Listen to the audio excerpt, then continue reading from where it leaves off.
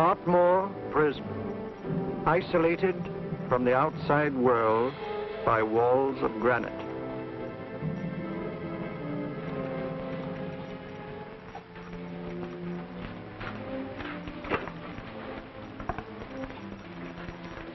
They say you could get out of here by merely telling what you know. You may or may not be another Scotland Yard bloke, but I'll give you the same answer I gave the others. I still have 2 years, 8 months, and 6 days left in which to make musical boxes. That'll be sold at auction for the benefit of this delightful sanctuary. And I intend to serve them.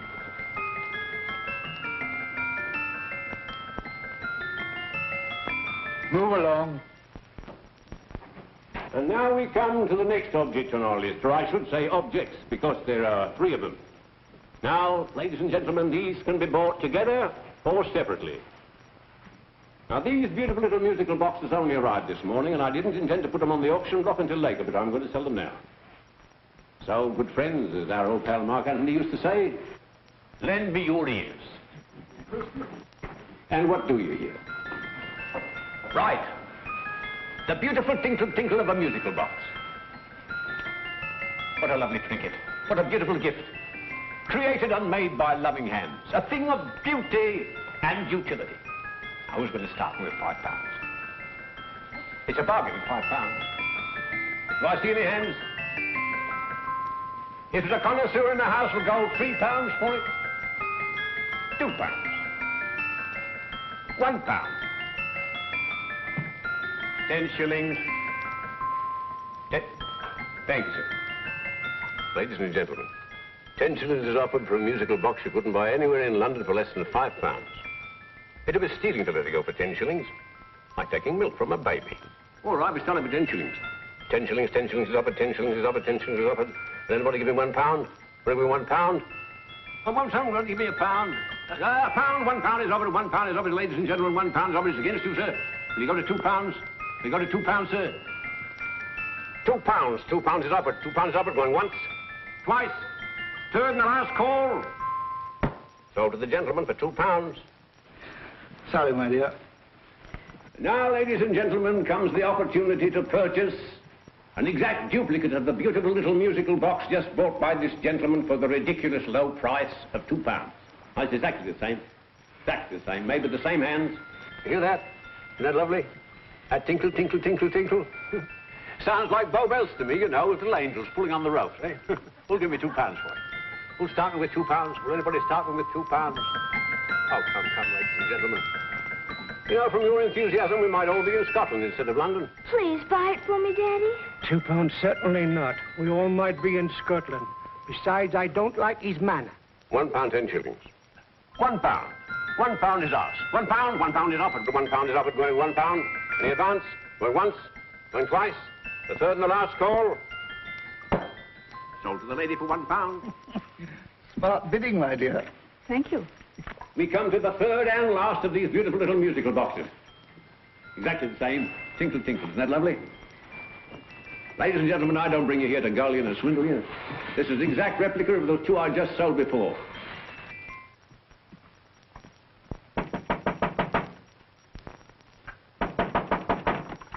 We're closed. But this is extremely important. Come in, sir, come in. I'm sorry to disturb you, but I was unfortunately delayed from arriving in time to bid on certain articles which I was rather anxious to obtain. Or perhaps they weren't sold, sir. We are carrying several things over. What might the articles be, sir? 3 identical musical boxes, about so large. Oh, I'm sorry, sir, but they were sold. Pity you weren't here to bid on them. They didn't bring anything like the real value. I'm most anxious to obtain them. I wonder if your records would show who the purchasers were. Oh, we don't usually give out that information, sir. For certain, shall we say, sentimental reasons, I'm most anxious to get in touch with the purchasers. I'd be willing to pay, shall we say, £5. Well, for certain sentimental reasons, sir, we'd be very happy to oblige. Alfred, today's sale. The 3 musical boxes. Musical boxes, oh. Ah, here we are. The first purchase for £2 from Mr. Julian Emery, 52 Portman Square. Write this address down, Alfred. Yes, sir. Second didn't leave any name. Oh, how unfortunate. I think she's a dealer. You see, they don't like us to know where the things are going. On account of the profits. You say the second purchaser was a woman. Can you give me a description of her? Oh, she was a young woman. Fairly tall, slender. She had a light complexion and dark hair, and she was wearing a grey suit, don't you remember? That's right. She probably runs a gift shop. She paid £1. You say she comes here fairly frequently? No, I didn't say so. But she does, sir. Like as not, she'll come in on Thursday. We have sales on Mondays and Thursdays. Oh. And the third box? The third? Oh, Mr. William Kilgore, 143B Hampton Way. For 10 shillings. Quite a drop from £2. Mr. Kilgore was a Scotchman. Oh. Thank you. You've been most helpful. Oh, thank you, sir. And any time you're passing, dropping, we always have lovely things for sale. How kind, sir? Thank you. I'll be back Thursday.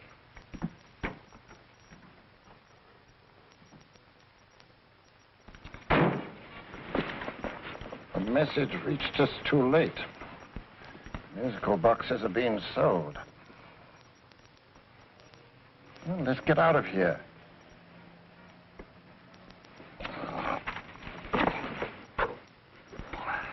Someday you'll go too far. Reaching for a star, you fool. Yet a fool may touch a star, Colonel Cavanaugh, if he but reach high enough. But not possess it as you would. The musical boxes, they're being sold. What a pity for you, my dear Colonel. Is it my fault that the message reached us only an hour ago? Is it my fault that they were sold? You can't hold me responsible for that. Hope for your sake you're right.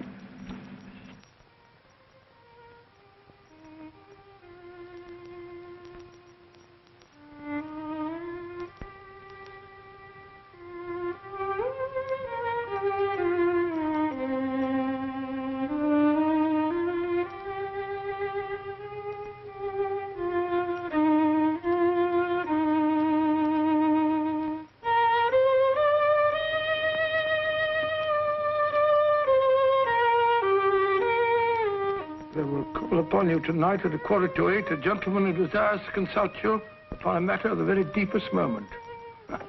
Remember that letter, Holmes? It was written over 2 years ago. An interesting case. Devilishly interesting. Irene Adler. What a striking-looking woman from the brief glance I had of her. Seems only yesterday. What charm.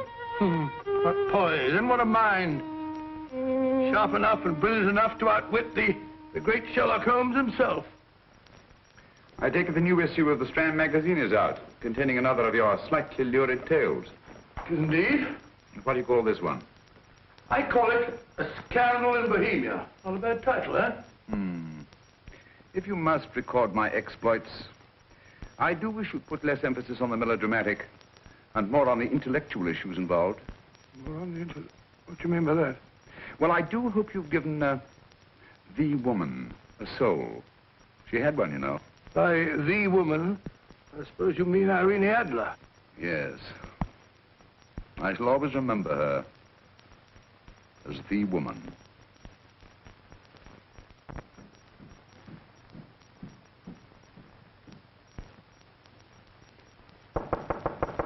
Well,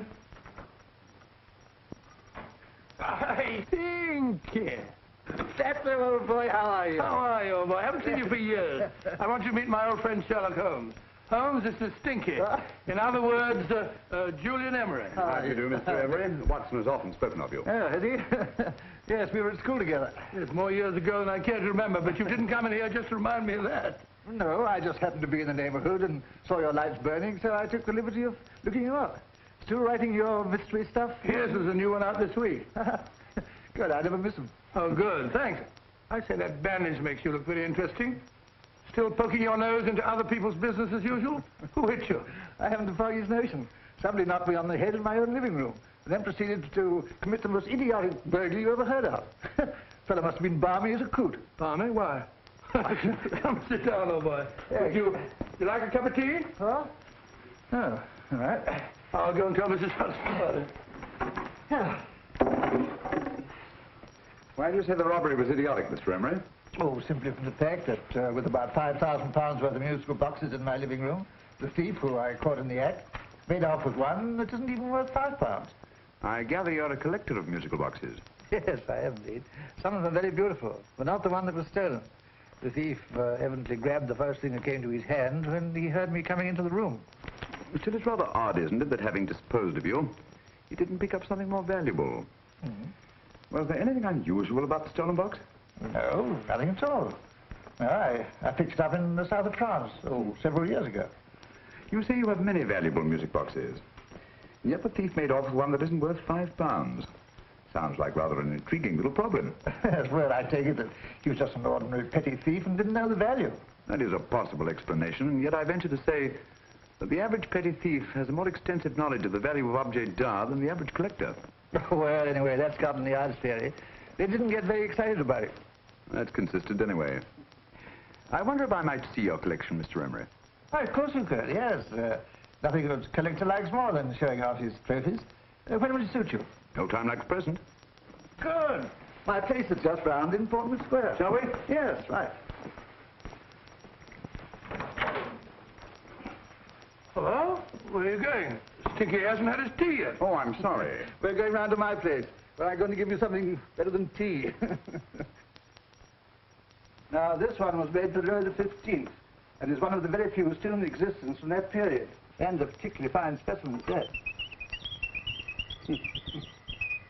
Charming, isn't it? Quite.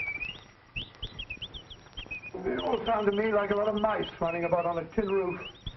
I'm afraid you have no ear for music, Watson. Give me a good old band playing a rousing march. You have all your silly little tweets.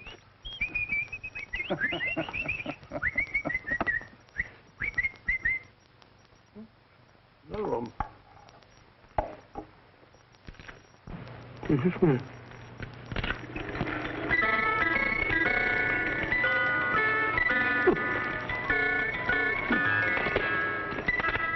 Stupid thing. Singing rabbit. What would you say offhand is the value of a box like that, Mr. Emery? Well, it's hard to say offhand, but I think it would bring about £500 or £600 today. It's the gem of my collection. Yet a thief who steals an oddity like a musical box passes up one worth £500 for one of almost no value at all. Odd. Very odd. What was a stolen box like, Mr. Emery? Oh, just a plain wooden box about so big. Mm-hmm. As a matter of fact, I have one over here almost exactly like it. I picked this up yesterday at an auction room in Knightsbridge.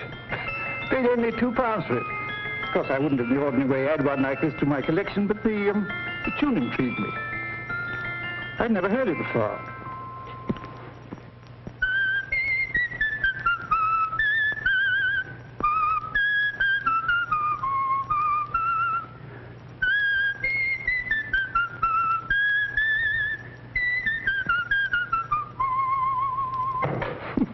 You have a remarkable ear for music, Holmes. Rather an unusual melody. Sit down, Will. Thanks. You say you bought that box at an auction sale yesterday? Yes, the Gaylord auction rooms in Knightsbridge. Mm-hmm. Run by old, what's his name? Crabtree. That's the man. At what time was the robbery committed? Oh, about 3 o'clock this morning. You know, Mr. Emery, that box and the robbery might well be cause and effect, especially since you say that the stolen box outwardly resembles this one a great deal. And Scotland Yard were not particularly interested, eh? Oh, yes, but I wouldn't blame them for that, especially as I told them I was quite unable to describe the thief, except, of course, for the fact that it was definitely a man. All you remember is that you came in here and someone struck you on the head. Yes, and the next thing I knew, my man was trying to revive me. It might be wise for you to put that box away somewhere and lock it up. Oh, I don't think that's necessary. Besides, everything's insured. Well, at least if any further attempts at robbery are made, I'd suggest that you call the police, rather than running into any personal danger. Oh, come, Holmes, aren't you being a bit of an alarmist? Possibly. Well, Mr. Gray with old Stinky. Seems to me you are making rather a mountain out of a molehill. Molehill is the word, old boy, and it's time you were in bed. Thanks so much for letting us see your place. No, it's been glad meeting you. Holmes, I can't understand why you were so mysterious. Seems to me the petty thief explanation was the only sensible one. Really? I can't see how you can believe it was anything else. I didn't say I believed it to be anything else. The petty thief theory is the obvious one, I grant you. However, it's often a mistake to accept something as true merely because it's obvious. The truth is only arrived at by the painstaking process of eliminating the untrue. We are not able to do that in this case without further data. Rubbish, you're pulling my leg. You're trying to turn a company halfpenny robbery into an international plot. No, I'm not. I just hope that your friend Stinky is a little more cautious in the future. Just in case.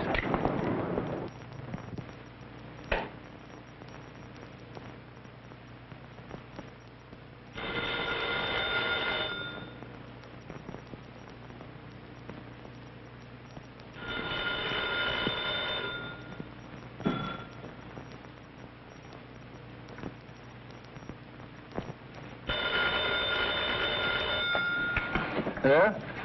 Yeah? Julian Emmerich here. Who? Of course I remember you, Mrs. Courtney. Yes. Yes, you're the one bright spot at that appallingly dull affair of Lady Sansa's. Huh? Of course it isn't too late to come around. Yes, I shall be delighted to give you a drink. I tell you what, come straight up and I'll leave the door unlatched. Right, well, 15 minutes? Good. I shall be counting each moment. No, I mean that, really. Right, goodbye.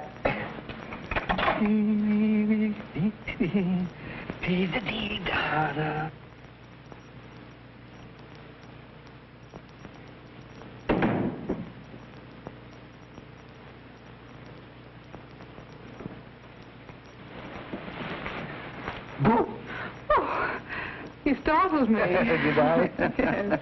Must be the pixie in me. I know I shouldn't have called you so late, but I was at a party just around the corner, and I remembered your invitation to see your collection of musical boxes. My dear Mrs. Courtney, the pleasure is all the greater for being so unexpected. My friends call me Hilda. Thanks. Mine called me Stinky. Stinky, how quaint. Oh, what a perfectly wonderful collection of musical boxes. You know, when you told me you had a collection, I had no idea it was so attractive. Yes. They appeal to the ear as well as to the eye. Oh, what a plain little one. Why, it looks just like a country cousin amid all this grandeur. No. You mustn't underestimate the country cousin.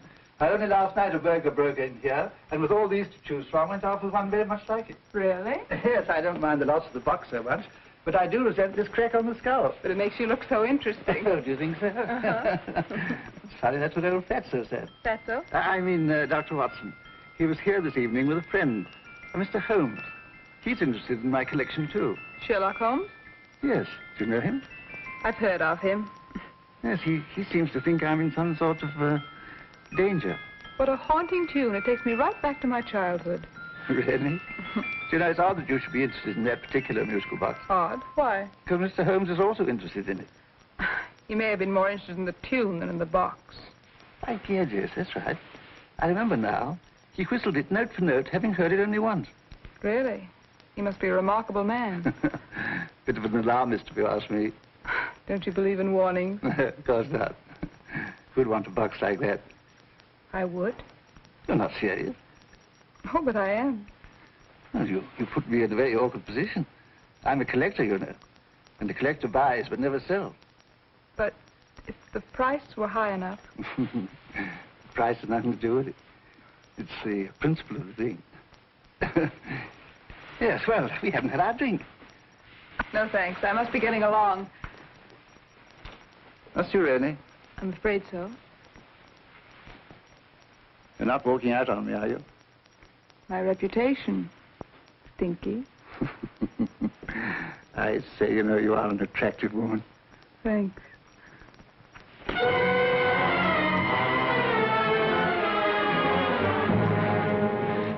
You fool. I told you to wait outside.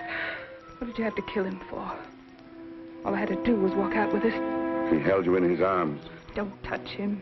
Don't touch anything. Now get out. I'm sorry. You're sorry. What about me? This is murder. What about Scotland Yard? What about Sherlock Holmes? Now get out!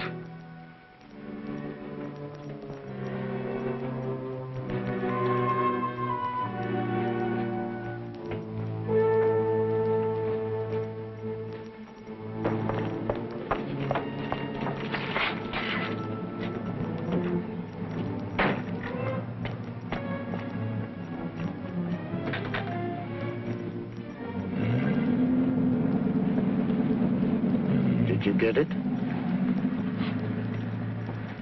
Good. Did you have any trouble with him? Just a matter of murder. Ah, Mr. Holmes. Hopkins. Thanks for coming so promptly. Inspector Lestrade suggested that I call through to you. Mr. Emery was a client of Mr. Holmes, Inspector. Indeed. You didn't mention that when I telephoned you, Mr. Holmes. Well, not exactly a client, Inspector. Sergeant Thompson? He was killed between the hours of 11 and 2 o'clock this morning, Mr. Holmes. Must have been someone he knew, someone of whom he had no suspicion. Poor old Stinky. It's all my fault. I should have prevented this.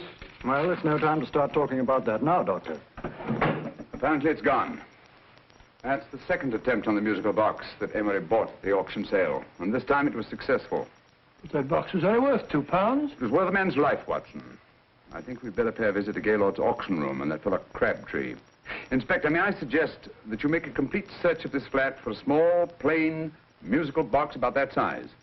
Thank you. Come on, Watson.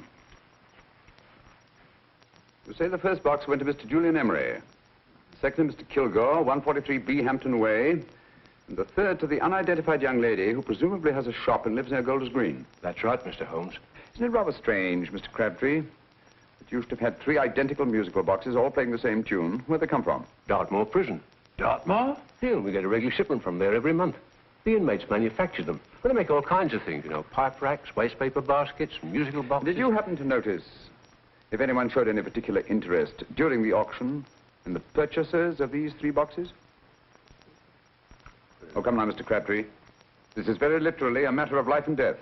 Well, since you put it that way, Mr. Holmes, there was a gentleman came in here about an hour after closing time, and he was in an awful state, he was.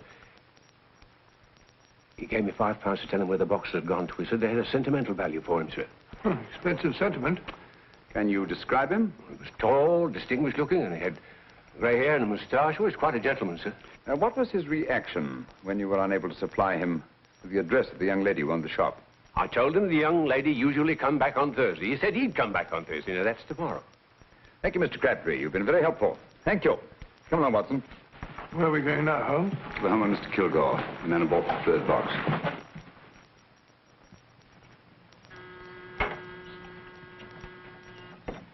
But hang it all, Holmes, how do you know those other 2 musical boxes are of any importance? I don't, but I certainly have no intention of waiting until the owners are murdered to find out. No one at home. I hope that's the explanation. I'll have a look through this window.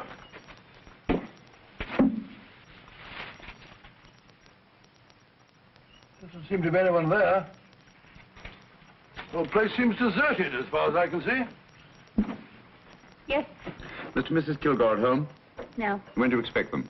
Oh, in an hour or so. There's no use you're hanging about. They don't buy nothing from peddlers. Peddlers? My good woman, this is Mr. Sherlock Holmes. Sherlock Holmes? Oh, go on. Do you mind if we come in and wait? My business is rather urgent. Well, I've got to go out and do my shopping. And I don't know if Mrs. Kilgore'd like any strangers nosing about. Quite all right, I assure you. Well, I've got to be off. It's too late in the parlor. And no smoking either. Mrs. Kilgore says it smells up the house. Funny old girl, Holmes.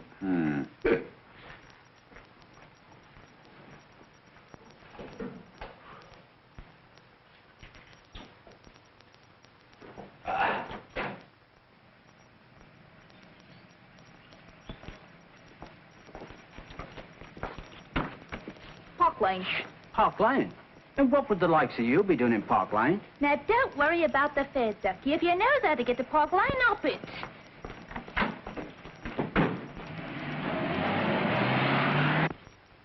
You know, Holmes, I've been thinking. There must have been something hidden in that box of old stinkers. Stolen jewelry, possibly. What's up, Holmes? Listen. What's this, the steam in the water pipes?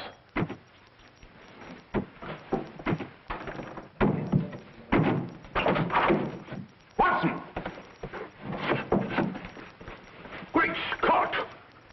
Come on, Holmes. Get on the chair here. It's all right, my dear.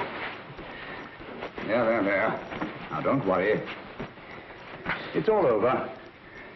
There you are, dear. Don't cry anymore. She tied me up and shut me in the cupboard. I know. She won't come back.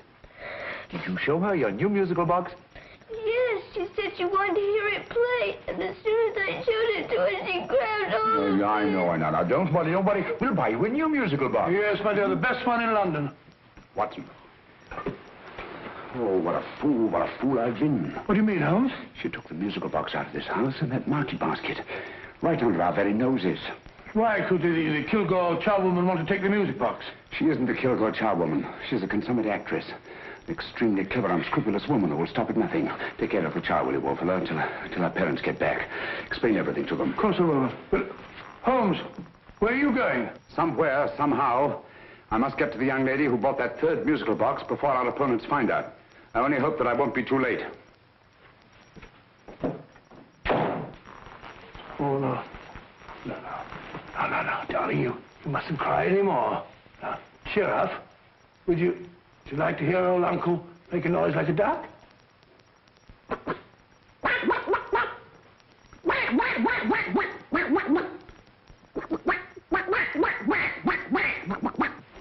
Oh, sorry.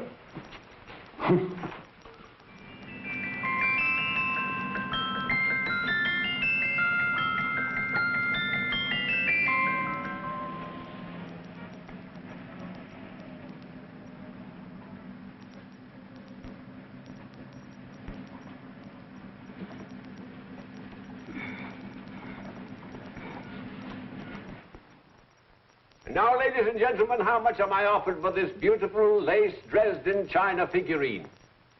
A lady of the French court. Now, this is the genuine article. What a beautiful ornament for your mantelpiece. Or you could use it as a centerpiece on the dining room table. Now, will somebody start me for £10? Will somebody start me for £10? £8? £7? All right, £5 is offered, £5 is offered, £5 is offered, £5.10, £5.15, £5.15. £6 is offered, £6, going once, going twice. The third and the last call will be all done. Sold to the lady from Twickenham for £6. Next, we have a real museum piece, ladies and gentlemen. A fine 19th century doll. A costume and exact replica of the holiday clothes worn by the Hungarian peasant women. Now, ladies and gentlemen, an article like this will cost you from £15 to £20 in a West End shop. I'm not going to ask you for anything like that. Who'll give me £2 for it? £2. Anybody offer me £2? £2 for the Hungarian? £2? £1. What? Anybody give me £1? Anybody offer me £1 for the doll? £1 is offered, ladies and gentlemen. £1 is offered. Now, I'm not going to waste your valuable time or mine in trying to get one half of what this beautiful doll is worth. If the young lady can steal it for £1, that's her good fortune. So it's going once, it's going twice, the third and last call. Any more? Sold to the young lady for £1.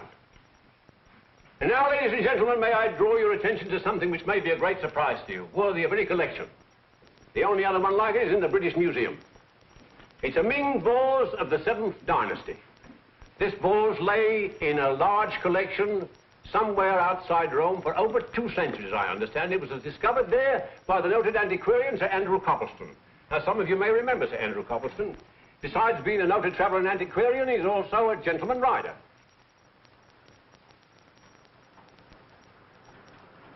The girl with the parcel in her hands, that's her.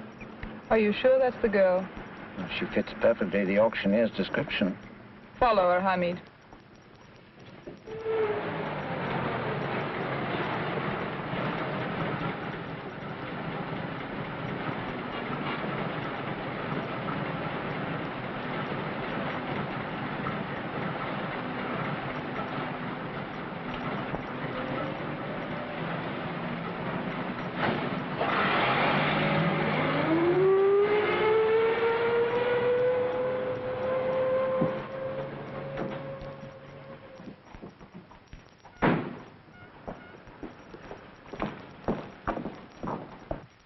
Lovely, dear. And only £1.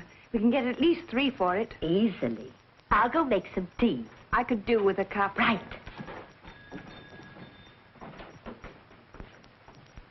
Good afternoon. Good afternoon. I'm looking for a birthday gift for a 7-year-old girl. What would you suggest? We have some lovely dolls. Now, this Hungarian I think she has enough dolls already. Books are always welcome. Well, I'm looking for something a little different. Oh, that's rather cute. What is it? Well, that's a musical box. Children always love them. And this is an exceptionally nice one. It plays many tunes.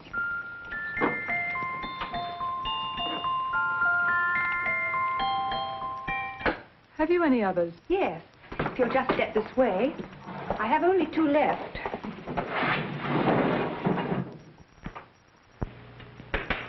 How nice.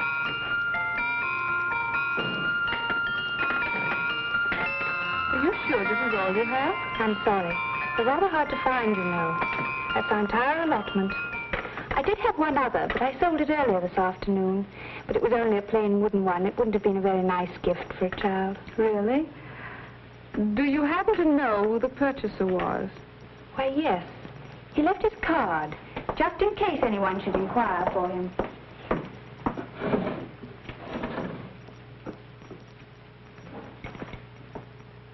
How interesting. I'm sorry, but I'm afraid I'll have to look a bit further. Thank you anyway. Good afternoon. Thank you.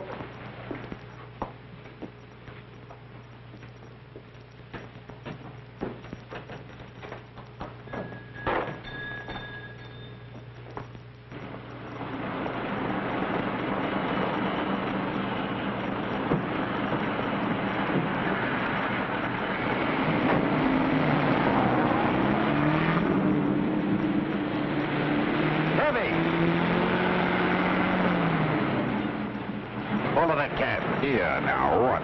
Scotland Yard. Hop in.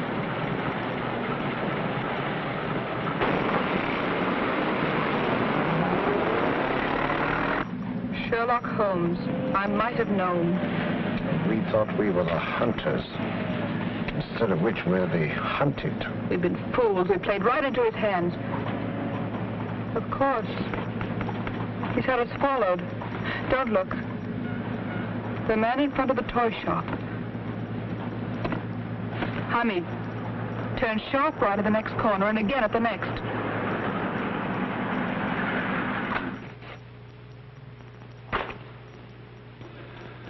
No photograph of her, Commissioner, as I expected. She's not a known criminal. But how do you expect to know if you do find her? After all, she was disguised as a charwoman. Don't worry, old fellow. If I ever see her again, I'll recognize her. Well, it won't be long till we know who they are and from where they operate. Who's covering them? Sergeant Thompson's following them, sir. They won't get away from him. He's a good man. We could have arrested them at Clifford's toy shop if we had any proof. But we know that they killed Emery. Proof, my dear fellow. We must have proof. We've x-rayed it, sir. There's nothing whatever concealed in the box. We'll have a look at the plates.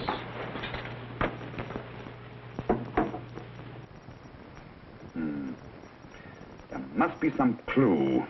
And it's probably so obvious that we've all overlooked it. Seems to me we're up against a bunch of lunatics. Not lunatics, my dear fellow. Extremely astute, cold-blooded murderers. What can these little musical boxes have in them that's so important? Don't forget, they were made in Dartmoor prison. You can smuggle stuff into prison, but not out. You want us to break the box apart, sir, to see if there's anything the X-ray hasn't caught? No, not yet. Do you mind if I take it? Certainly. Thanks.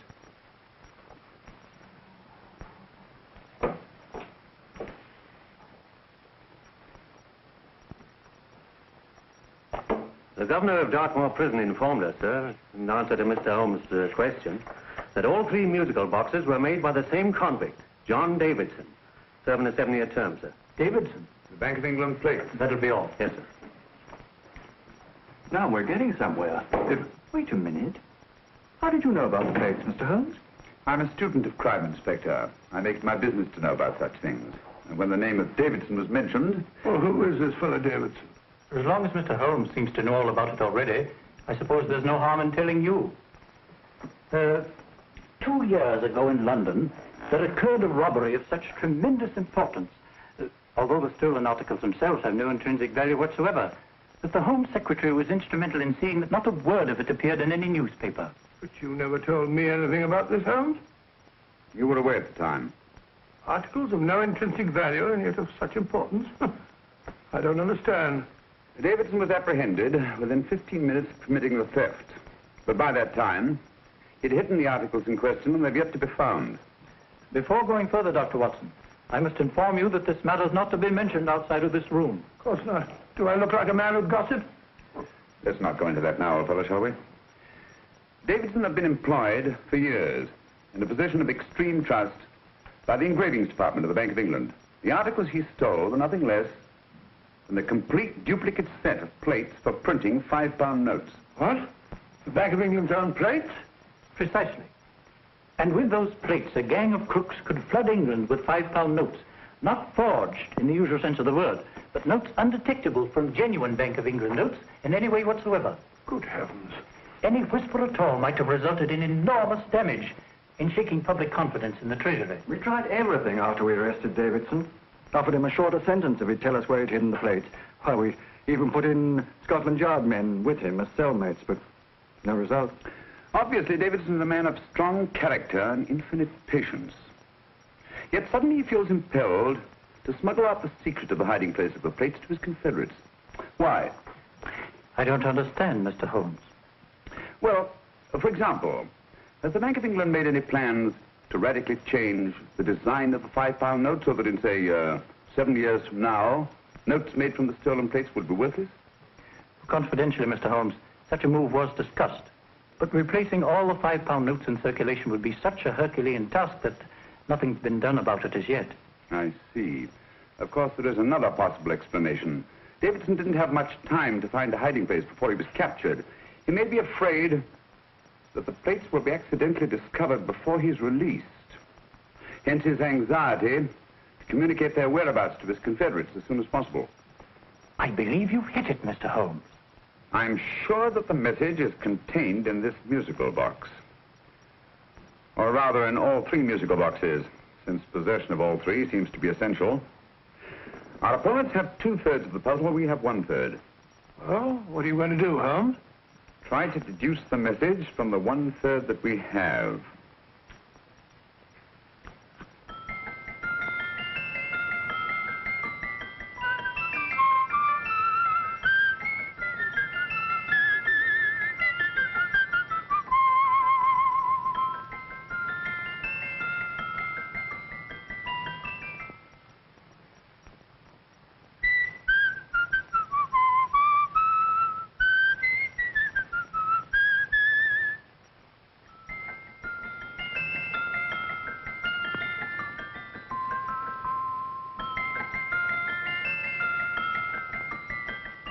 It's the same tune as the one played by Emery's musical box. And yet it's different. Sounds the same to me. The tune. Somehow the tune is the key to the mystery. It must be the tune. Otherwise, why use 3 musical boxes to convey the message? Why not collar boxes or shoe boxes? Yes? Oh. It's for you, Inspector. Oh, thank you, sir. Inspector Hopkins speaking. What? Where? Golders Green Station reports they've just found Sergeant Thompson's body. From the tire marks on his clothes, he was apparently run over by a taxi. What an unfortunate accident. Not an accident, my dear fellow. I'm afraid it's murder.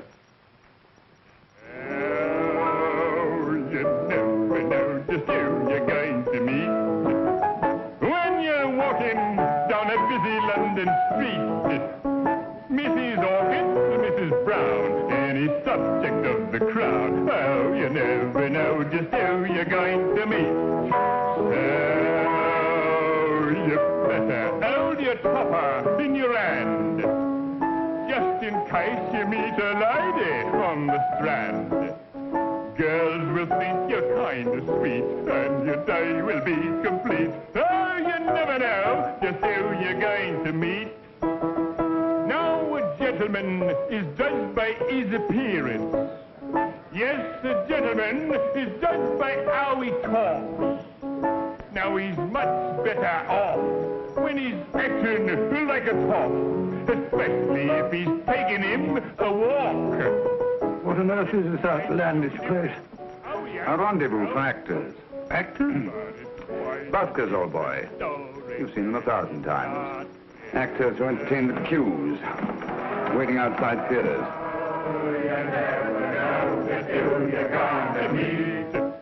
When you're walking down a busy London street, so you better wear your best, go aside to look your best, 'cause you never know till you're gonna meet. So you better keep your manners right in view. Just in case the lie gives the how you do. Keep your trousers in a pleat, shine your shoes and keep them neat, 'cause you never know just who you're gonna be. Blimey. Mr. Holmes. How are you, Joe? Never met him. And yourself? Fine, thank you. I want you to meet a friend of mine, Dr. Watson, Joe's sister. Oh, well, any friend of Mr. Holmes is a friend of mine. Hi, Joe. He did me a good turn once that I'll never forget. Yes, I cleared Joe of a most unpleasant charge. Murder, no less. Oh, really? By proving to the satisfaction of the police that he was busy at the time blowing open someone's safe. That's right, Governor. Good gracious me. Joe, now you can help me. Come on, buzz off, buzz off. Come on, up it, up it. Can't a gentleman have some peace and quiet around here? And you too. There you are, Mr. Holmes. Now we can have some peace and quiet around here. Thank you, Joe. There's £5 in this for you. Well, I wouldn't want to take it on myself, sir. But I can get somebody to do it for you for half of that. You don't know what the job is yet. For £5? Murder, ain't it? What?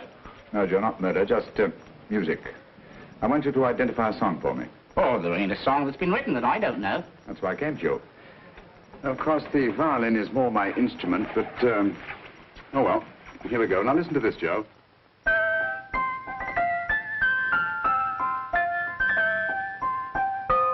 Wait a minute. You're playing that wrong. That should be E natural, not E flat. You know the song? Oh, yes. It's an old Australian song called, The Swag Man.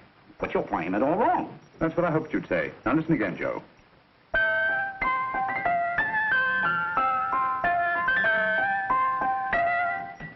That's the same tune, all right.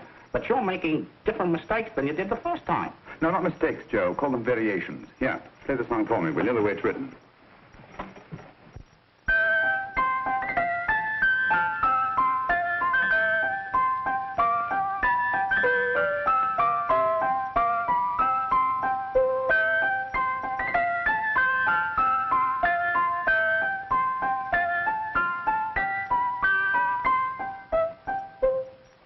There you are. Thank you, Joe. What's it mean, Holmes? You onto something? Perhaps. I don't know yet. It's probably a code of some sort. Joe? Could you write the song down for me? The way it was originally written? Oh, sure, Mr. Holmes. But it'll take a few minutes. Here, Mabel. Pale ale. Come on, off to it. Along with it.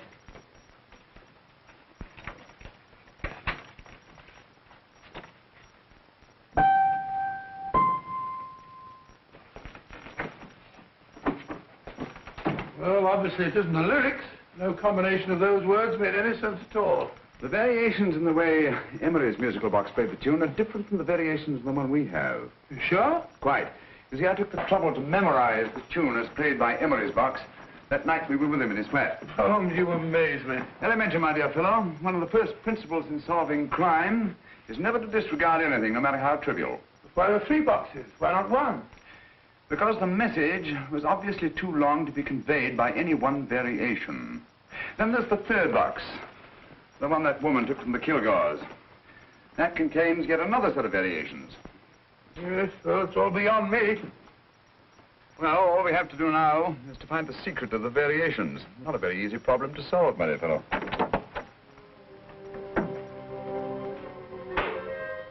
Hello.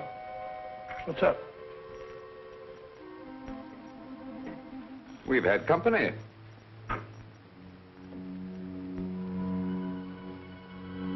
I say, this is outrageous. Ask Mrs. Hudson to come in here, will you? Right.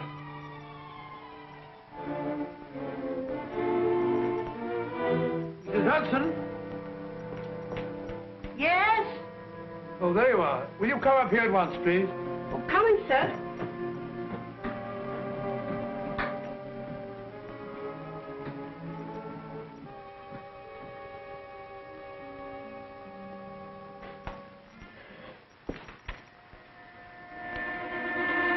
Mercy me, Mr. Holmes. What has happened? Who called while we were out, Mrs. Hudson? Just a young lady. The one who said you wanted her to wait for you. And a nice-looking old gentleman with Our her. friends again, Watson. Friends? What did the young lady look like? Oh, I couldn't see her face. She had a heavy black veil on. But she had such a nice way with her. Oh, I'm sorry, Mr. Holmes, if I've done anything wrong. But you did say I should always let clients come in and wait for you. Don't worry, Mrs. Hudson, don't worry. You had no way of knowing.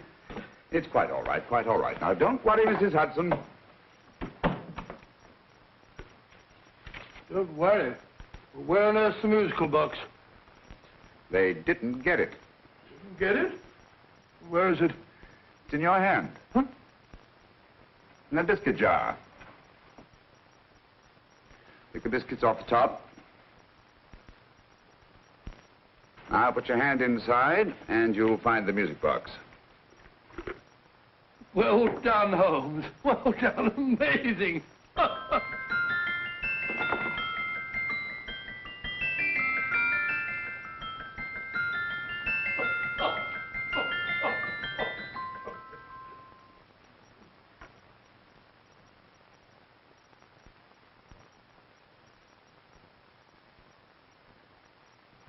Whew. Nice fresh smell. Like a pub after closing time.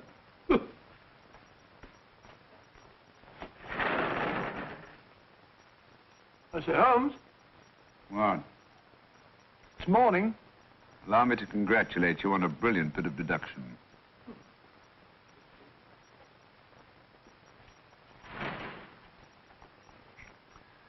It's not a transposition, not a polygraph transposition, not a trigraph, nor any known form of decoding. How about the Morse code? Have you tried that? Yes, at about 3 o'clock this morning. I'm sorry, old man. I was only trying to help.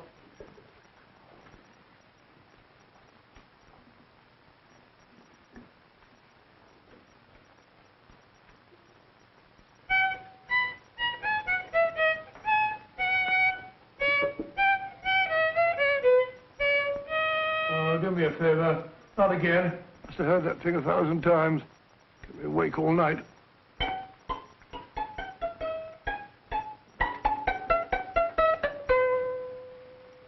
Not a very distinguished composition, I grant you.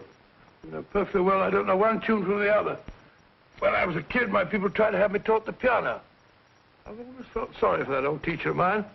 The poor old girl finally reached the point of numbering the keys for me. 1, 2, 3, 4. Even then, I never progressed beyond it. Numbering the keys, Watson. The 19th key of the keyboard is the 19th letter of the alphabet. S. Here. Write it down when I give it to you, old fellow, will you? First altered note. Write S first. Now, the 8th key is H. The 5th key, E. The 12th key, L. The 6th key, F. S-H-E-L-F. Shelf. Your piano lessons were not in vain, old fellow. You've solved it. Thank you. Thanks, old bean. Oh, Liz. We now have 2/3 of the message. Behind books, 3rd shelf, secretary, Dr. S. Presumably, these are the first and second portions of the message.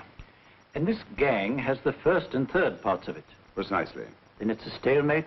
Yes, Commissioner, but we can't leave it like that. There's no doubt in my mind that they'll try to secure our third of the message that's missing. Well, I assume you've taken every precaution to guard the Clifford music box. Oh, yes, it's carefully hidden at Baker Street with Dr. Watson on guard. However, I'm reasonably certain that, difficult as it may be, we can find the plates even without the missing part of the message. Behind books, 3rd shelf, secretary, Dr. S. Well, outside of the fact that Davidson hid the Bank of England plate somewhere in London, Mr. Holmes, I don't see that we progressed at all. Allow me to point out to you, sir, the key words, Dr. S. It looks as if the plates were hidden in the house of the doctor. Whether S stands for his first or last initial remains to be determined by a process of elimination. Well, there must be 10,000 doctors in London with S for a first or last initial. Precisely. And every one of them will have to be questioned in person. That's why I say this is a task for Scotland Yard. It's a task, all right. But Scotland Yard has searched worse haystacks and found a needle. Well, for the time being, I'll leave the matter in your hands, gentlemen. We'll call you if and when we get a lead on our mysterious Dr. S. In the meantime, I intend to follow up a little clue concerning a cigarette.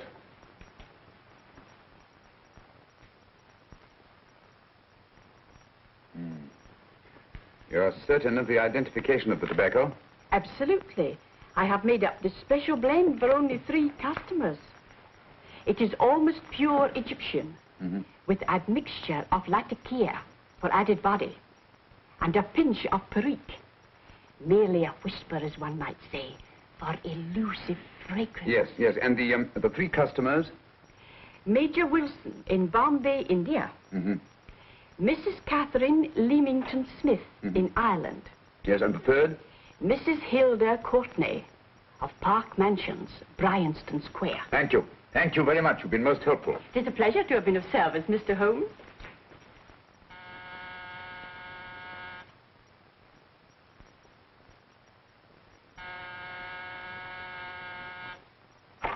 Yes? Mrs. Courtney? Yes. My name is Sherlock Holmes. Oh, do come in. Thank you. I've heard of you, of course, Mr. Holmes. I believe we have a mutual friend in Sir Edward Brookdale. He's spoken to me of you quite often. Indeed. And to what good fortune am I indebted for this visit? I think you know Mrs. Courtney. Well, I did get a summons for speeding last week. But outside of that, I don't think I'm of any interest to the police. Oh, come now, Mrs. Courtney. You seem to forget that you and I have met before. I'm sorry. I'm sure I would have remembered meeting the great Sherlock Holmes. Please sit down. Thank you. You say we met before. Yes. At the home of Mr. and Mrs. Kilgore, 143B Hampton Road. Kilgore? I don't think I know anyone of that name. Well, I didn't say you knew them. As a matter of fact, you called on them when they were out. I don't understand, Mr. Holmes. Really? And you were dressed rather differently. Indeed. Cigarette? Thank you.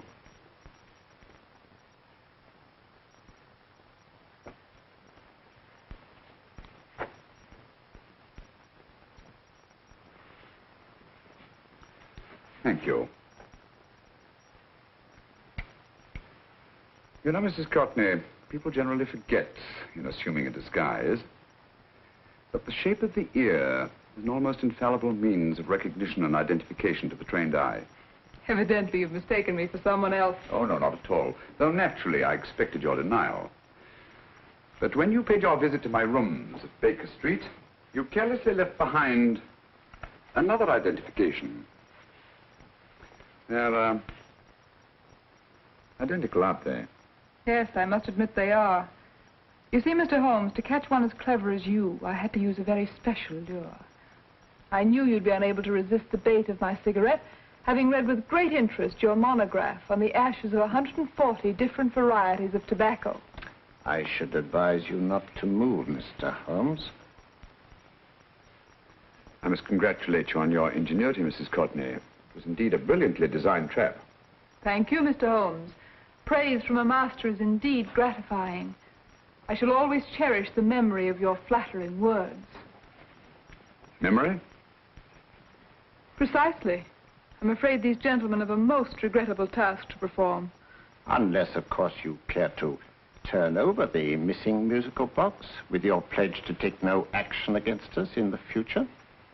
I'm afraid that will be impossible. I thought that would be your answer. Hamid! Careful! Careful. There's no need to be unnecessarily rough with our distinguished guests. You realize, Mr. Holmes, that your demise will not take place here. The corpus delicti, you know. Well, naturally. Shall we go?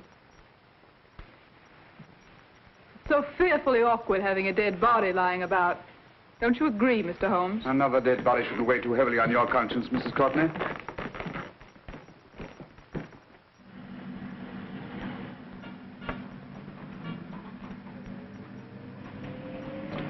You mind if I have a cigarette? Don't see why not.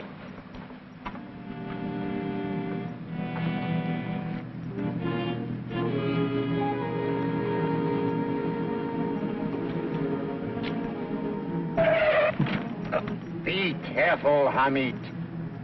It's the brakes they bind.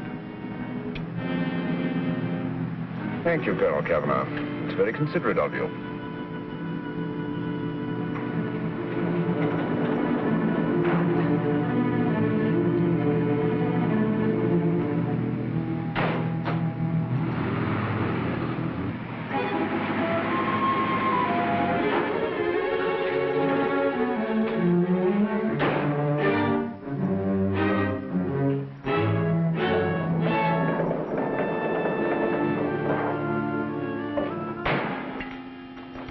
You'll be happy to know, Mr. Holmes, that your death will be a painless one.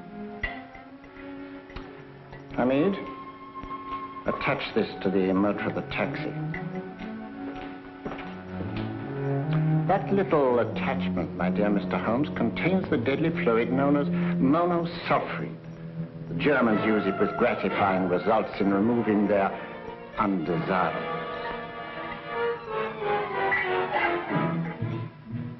Start the motor.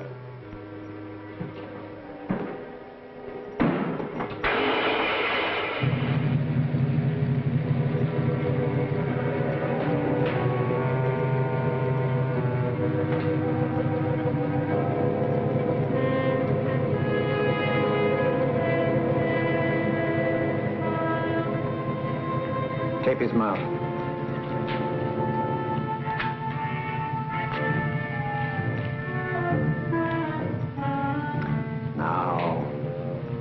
Up with him, Hamid.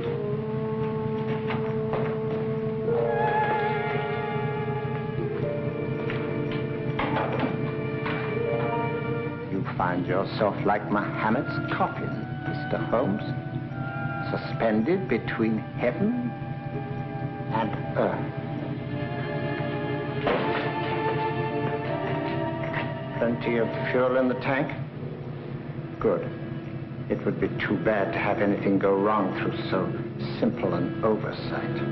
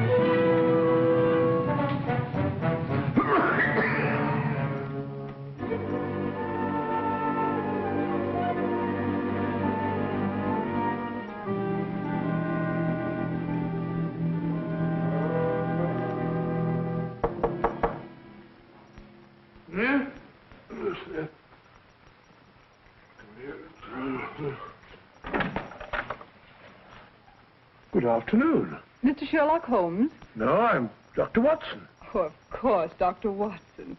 How stupid of me. Oh, so stupid of me. Won't you come in? Well, I really came to see Mr. Holmes. Oh, I'm afraid he's out. I don't know when he'll be back. Perhaps there's something I can do. Won't you sit down? Thank you. You know, Sherlock Holmes and I have been engaged on a great many cases. Oh, really? Yes, indeed. As a matter of fact, this very moment we're involved in one of the most baffling... Oh, well, won't you tell me your trouble, and I may be able to help you. It's very kind of you, Dr. Watson.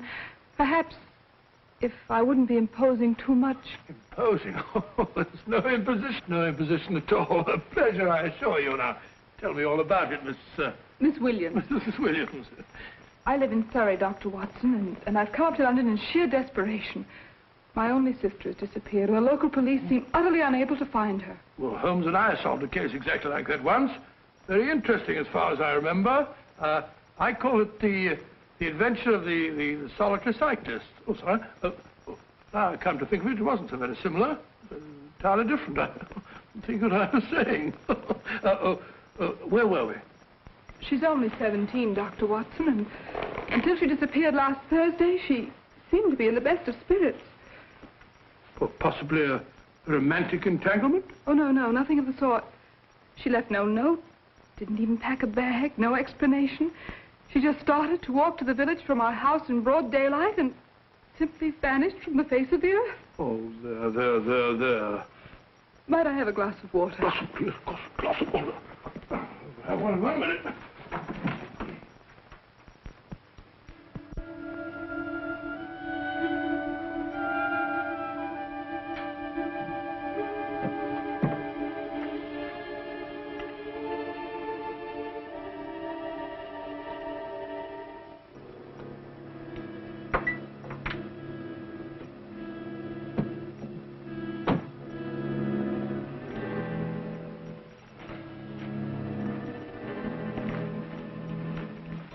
There you are, my dear. Thank you, Dr. Watson. No, you're not to cry anymore. You must pull yourself together. Oh, I feel much better already knowing that you're going to help me. Oh, Dr. Watson, look! Good heavens!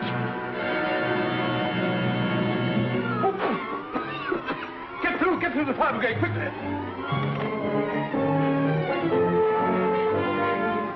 Haven't you a fire extinguisher? By George, we have in the kitchen here.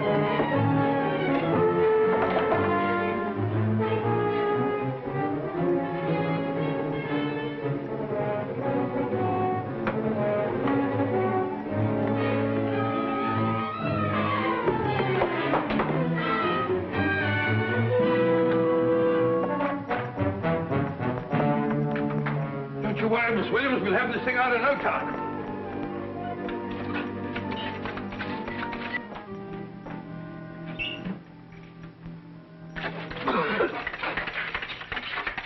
That's got it.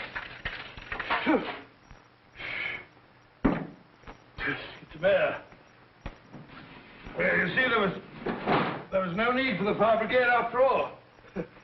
I hope you weren't too frightened, Miss Williams. Oh, gone. That's the trouble with women. They always lose their heads in an emergency. Well...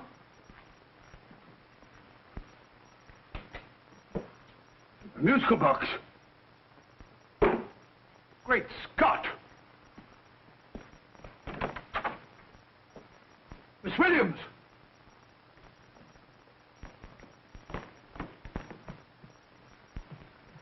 Well? Good. And Holmes? By now, Mr. Holmes has no doubt exchanged his violin for a harp. Always assuming that heaven is his destination. And now that we have the missing musical box.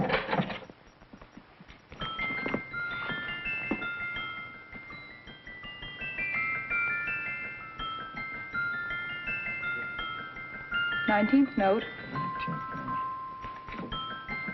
19th letter. Yes. He hasn't been there, you say? Holmes, where on earth have you been? I've been trying to get you at the club, at Scotland Yard, all over London. You're looking for me in the wrong places. Holmes, terrible things happened. I've been duped. That woman, she made a complete fool of me. Well, what do you mean? Well, she came here, let off a smoke bomb. I thought the whole place was on fire, and my first thought was to save the musical box. No need to say any more. She has the box. Yes. Don't blame yourself too much, old fellow. She's an extremely clever antagonist. Smoke bomb, you said? Well, you can console yourself with the thought that your charming friend is at least a reader of yours. What do you mean? If I remember correctly, you wrote about my little experiment with smoke and the cry of fire in a story you entitled A Scandal in Bohemia, which has just appeared in the Strand magazine. All right, old boy. Don't rub it in. Well, it may cheer you up to know that you made a fool of me, too. That cigarette stub was planted here for one express purpose. You're going to bandaging around this place. Bandaging? What's the matter, Holmes? You hurt? Explanations will have to wait until later. At the moment, we're faced with a problem which I fear is insurmountable. Come over here, old boy, will you? Right.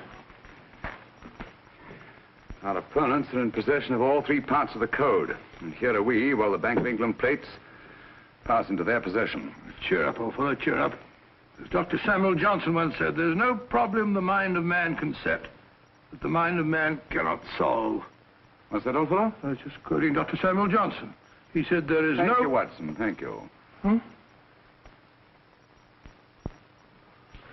Leaving the front reception room, we come into the main hall, where Dr. Johnson was in the habit of passing through to have his meager meals in the dining room opposite, in company with his friend and biographer, James Boswell. We will now pass up the stairway, which remains in its natural wood finish, just as it was when the good doctor was here. The framed etching on the wall is believed to have been presented to Dr. Johnson by the distinguished painter, Sir Joshua Reynolds. I've been told here that picture was given in by Mrs. Thrale, and it's definitely not a Reynolds. Is that important, my dear? Oh, I'm sorry. This way, ladies and gentlemen, please, this way. Move along, children, move along. The secretary's not on this floor. Patience, Hamid. I have a feeling My that... dear Colonel, with Sherlock Holmes out of the way, what could go wrong?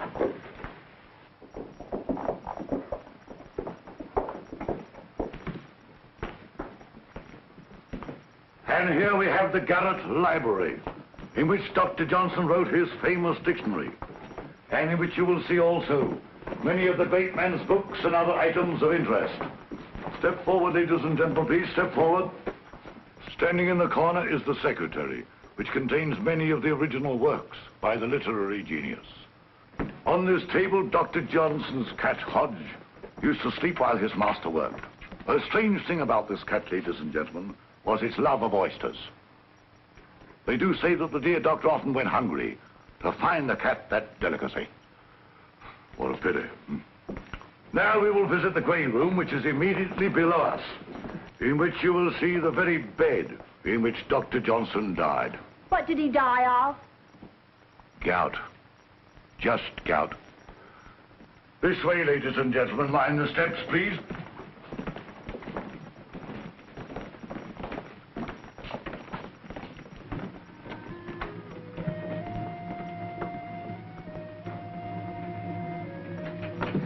Your keys.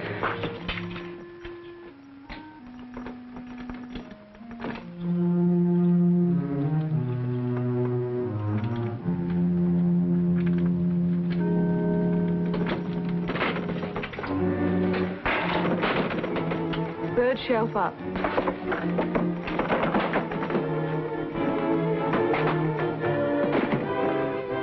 The knife.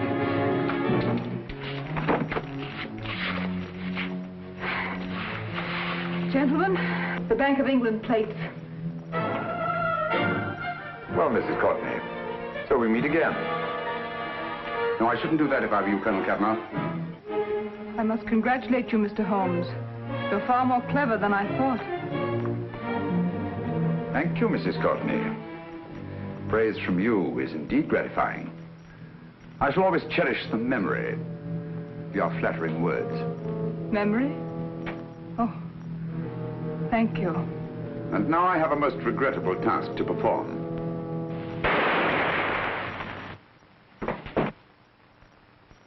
Holmes! Coming, Holmes! Holmes! You all right? Perfectly, thank you, old fellow, but I think this gentleman on the floor requires some medical attention. We must see that he looks his best, you know, when he's hanged. Take them in charge.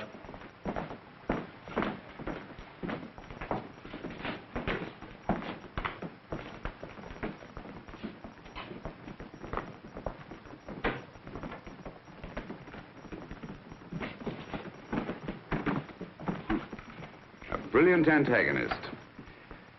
It's a pity her talents were so misdirected. Will you see that these plates are returned to the Bank of England, Inspector? I still don't understand how you solved it, Mr. Holmes. It's entirely due to Dr. Watson. He gave me the clue when he mentioned Dr. Samuel Johnson. Well, congratulations, Doctor. Oh, thank you, Inspector. I don't think I'd have done it entirely without Mr. Holmes's help, you know.